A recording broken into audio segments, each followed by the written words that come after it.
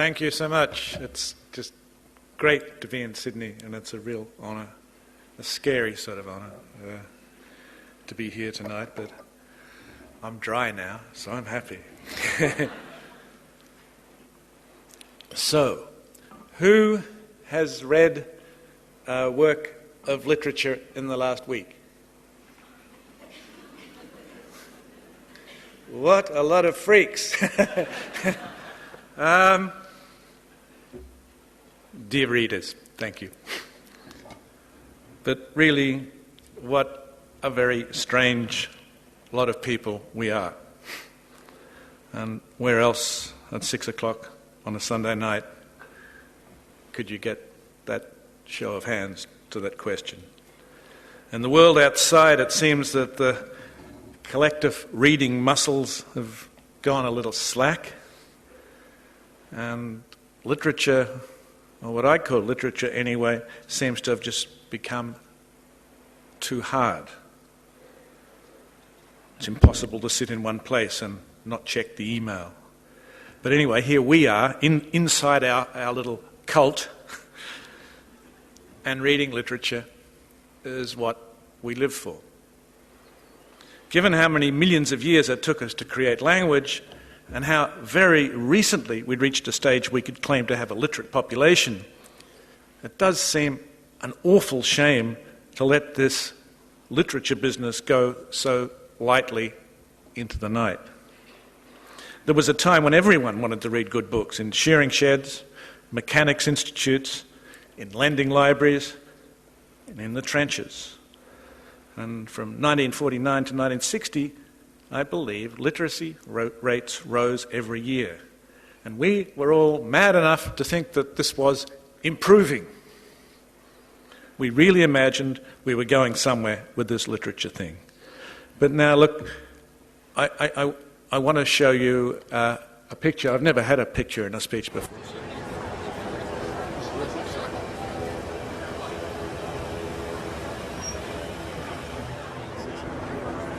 Tell us why you're out here today. I am out here today because I want to meet Sarah Palin. We're out here to have a chance to meet Sarah Palin. She is the epitome of conservativeness. Mm-hmm. And I'm telling you, if the Republican Party doesn't back her, it doesn't matter because she's going to get the presidency. What are some particular issues of Sarah's that you would like to see her bring to office? Oh, gee. Help me out here, guys. Fairness. Yeah. Realness. But any policies, I guess, specifically that you of hers? I can't think of the policies right off the bat. She's someone who can make a difference. Yeah. What differences would you like to see her make? I don't know. I guess I never really thought about it. What are her proposals for health care? I'm not really sure. Well, what are some issues of hers that you agree with? I'm not sure where you're going with that. What issues? How about foreign policy? What would you like to see her do in terms of foreign policy? To be honest with you, I don't know anything about her foreign policy. I don't know. I really don't have an answer. I don't know her well enough, her thinking. I don't know what she knows and what she doesn't know. I wouldn't know half the stuff that probably some people ask me. Well, I guess there's a few ways of thinking about it. One, that last guy, I used to look at him and he seems sort of sweet and I feel sort of sorry for him. And the other part of me goes, what is that? You know, a lot of stupid, scary Americans. Definitely not Australians, right? No way.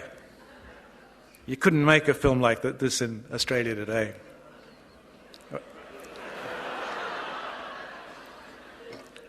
And Pauline Hanson went back to England anyway.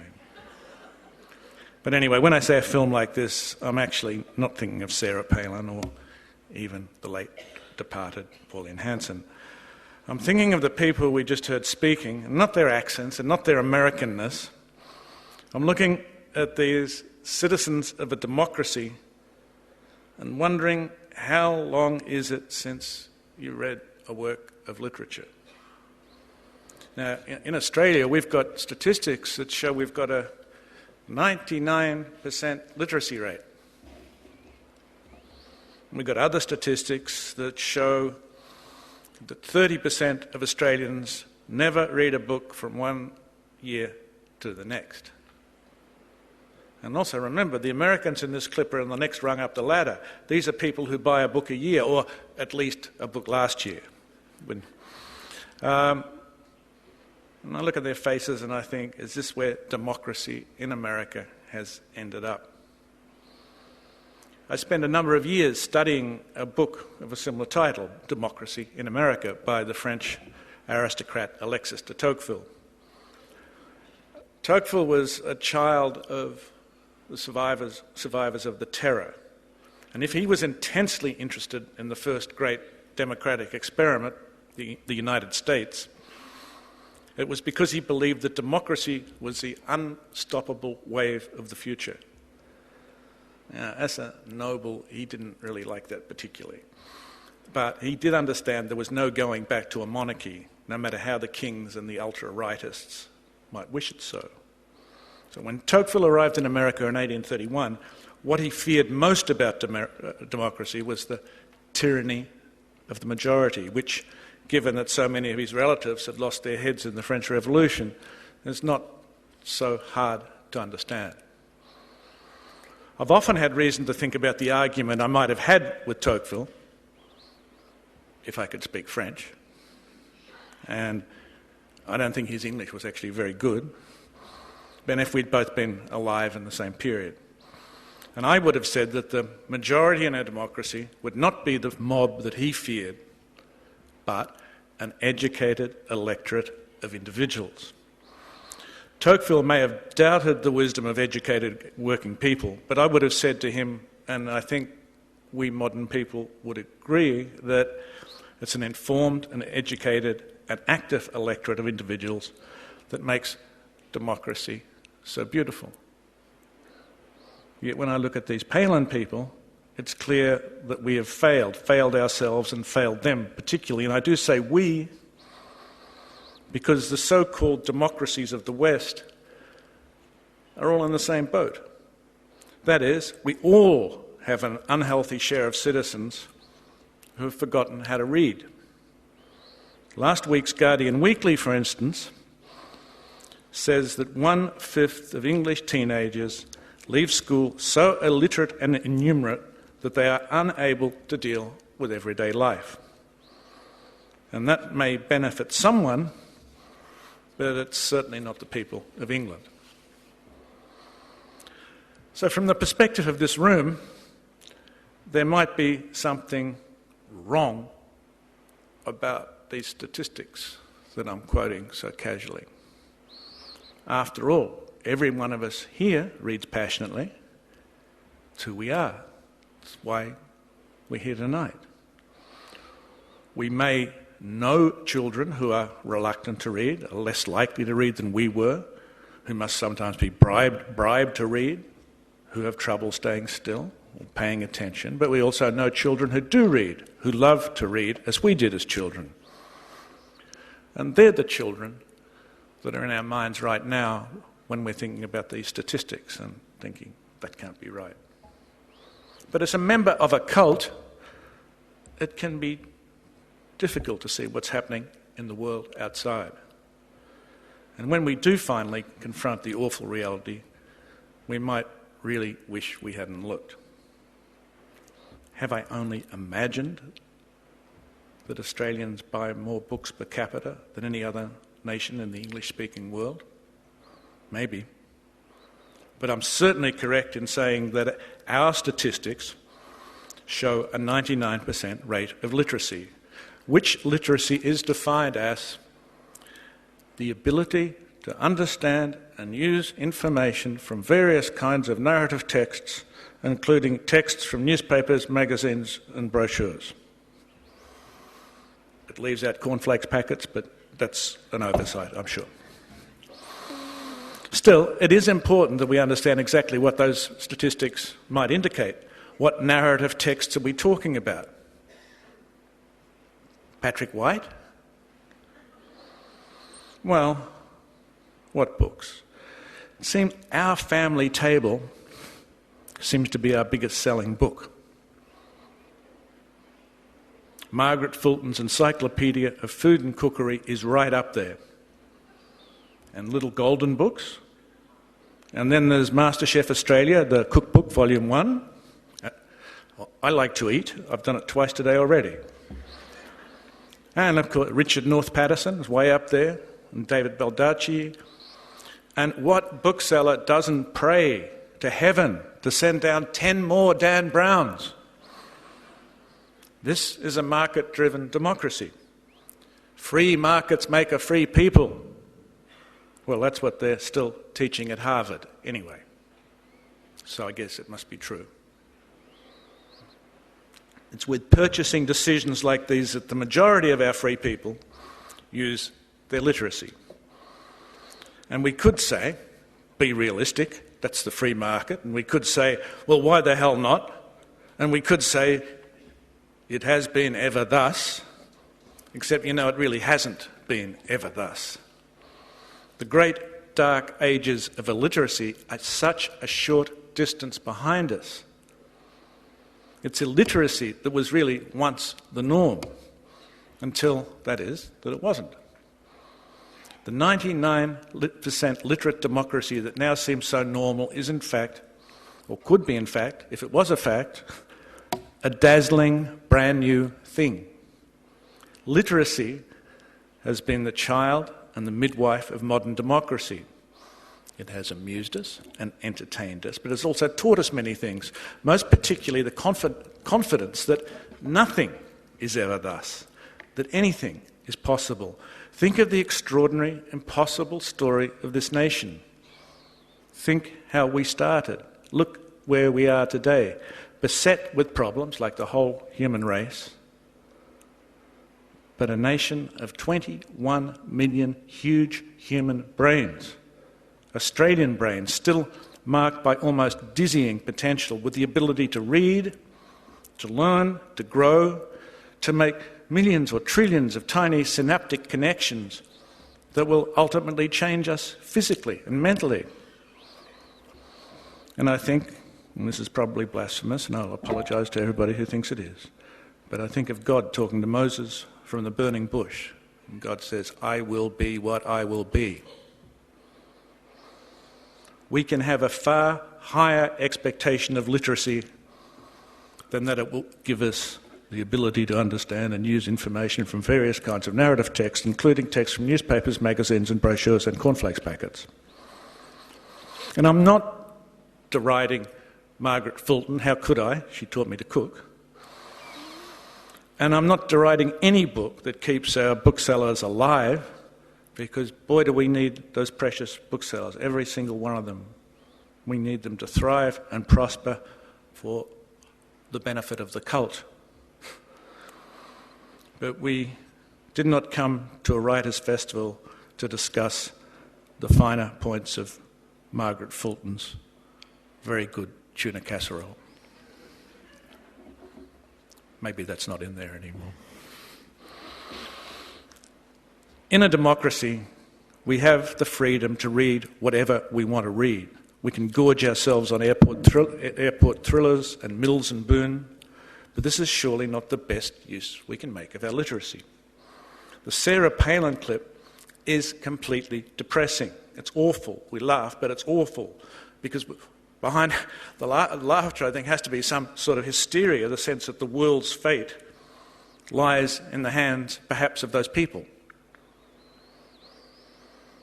But that sort of way of looking at it also allows us to avoid the bigger point, which is true not only of America, but not only of England, but of all the Western democracies. And this is it. And it's true. We are getting dumber every day. We are really, literally forgetting how to read. The Guardian reports another English survey. It shows that many children starting school have never read a story. Never been read a story. Teachers said that the stories the children did know often seemed to come from Disney cartoons. We have forgotten how to be still. We have become intolerant of any news that is not entertaining. And in so doing, we have become not citizens in a democracy, but market figures in a corporatist state. It's a really shocking moment, the moment of understanding that our governments are controlled by corporations for whom we individuals constitute not a democracy, but a market. And while we have come to understand that smoking gives you cancer and a solid diet of junk food will trigger diabetes or heart disease, we have yet to grasp the fact that consuming cultural junk, while it might suit the corporations perfectly, is completely destructive of our democracy. I have a good friend in New York who had been a speechwriter in an earlier life. When he understood the honour for me to be asked to make this speech, he immediately suggested I make a funny speech. Well, he'd been a professional. Clearly he knew what he was talking about. I would have done anything to take his advice.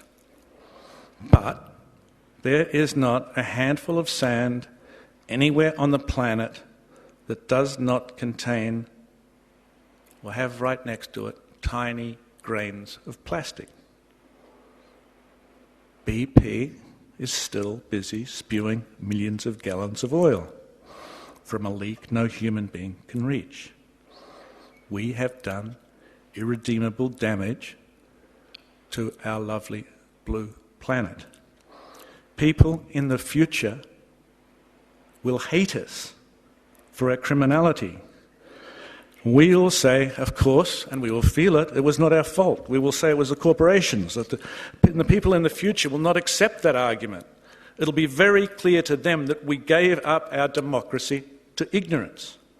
It will be inconceivable to them that we didn't understand what we were doing.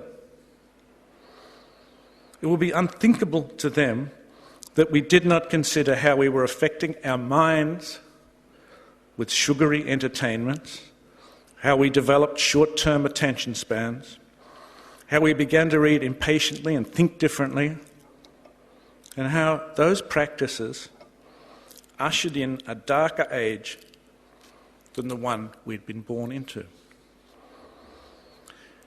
It will be unbelievable to them that we came to accept there was a great hole in the ozone layer over our country, just as we passively accepted that fewer people would read literature and that we'd somehow come to think that this was normal or even democratic.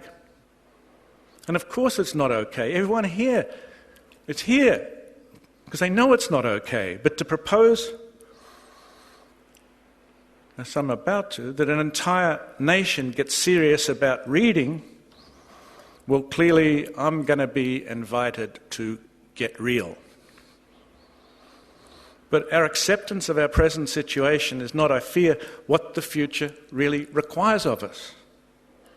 Look, I found this more depressing stuff. There'll be a joke somewhere, I swear. I found this depressing article in the New York Times the other week. Nicholas Kristof, who's a really smart guy and a good guy, is addressing a small part of the problem. And here he's writing about the different approaches to reading of boys and girls. And this is a slightly edited version of what he wrote.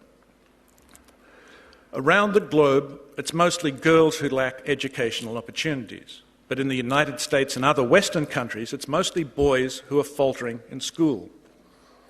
A new report just issued by the Centre on Education Policy, an independent research organisation, confirms that boys have fallen behind in reading in every single American state. It found, for example, that in elementary schools, about 79% of girls could read at a level deemed proficient, compared with 72% of boys. Similar gaps were found in middle school and high school. Some say that the boy problem is just a problem for members of minorities, but in a book titled Why Boys Fail, it says that at the end of high school, among white boys who have at least one parent who attended college, 23% score below basic in reading. Likewise, boys are also lagging in Scandinavia, Canada, Britain, and throughout the industrialised world, and it doesn't say anything about us. For once, that's okay.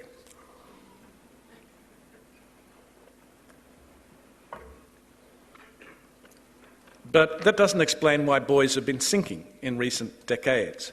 The author of Why Boys Fail argues that the basic problem is an increased emphasis on verbal skills, often taught in sedate ways that bore boys. The upshot, he writes, is that boys get frustrated, act out, and learn to dislike school. Quote, poor reading skills snowball through the grades, he writes. By fifth grade, a child at the bottom of the class reads only about 60,000 words a year in and out of school, compared to a child in the middle of the class who reads 800,000 words a year. Some educators say that one remedy, it's not all negative, this is positive. Some educators say that one remedy may be to encourage lowbrow adventure or even gross-out books that disproportionately appeal to boys. Indeed, the more books make parents flinch, the more they seem to suck boys in. And there's a website, guysread.com, offering useful lists of books to coax boys into reading, and they are helpfully sorted into categories like ghosts, boxers, wrestlers, ultimate fighters, and at least one explosion. Right. One explosion. We'll bear that in mind. And of course, our future depends on making the best of the human capital we have. And if that means nurturing boys with explosions, that's a price worth paying. Or is it? And I must confess that even though I am totally appalled by this idea, I do have to confess that the embarrassments of one's own life, I did once push R.L. Stein's Goosebumps at one of my kids. I also went to McDonald's with them, and I cannot tell you how many times I watched Ghostbusters. As Mark Twain once wrote, I never did a thing in all my life, virtuous or otherwise, that I didn't repent of in 24 hours. Well, I repent. It is broadly true just the same that while some of our kids want to read, the majority have other distractions. When they try, it's too hard for them. Well, it's like they've been asked to go to the gym and lift weights when they've never been to a gym in their lives. They haven't developed the muscles they require for the task. Also, there's this hole in the ozone layer. As I said, we seem to have accepted these situations. We must have. We don't have any way to close that hole anytime soon, although there are always people who have solutions like firing polystyrene coffee cups into outer space or putting at least one explosion in every book. But we can get cancer just going to Bondi Beach. And that will be normal life as far ahead as any of us in this room can see. So, do we have to be just as passive about our dumbed-down life? Clearly, I don't think so. There are some things we could do. It would be necessary to do something difficult. I mean, just accept that I'm just not another literary wanker out of touch with real people, for a start. And then there's a picture that's going to come up right Cutting this minute. taxes, making a more, entrepreneurial,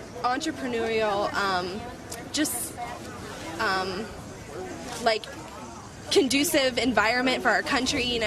Getting back to less government dependence on things, back to individuals, and just a healthy country. Right. Having clarified that, if this level of functional illiteracy was actually life-threatening, what would we do in the real world?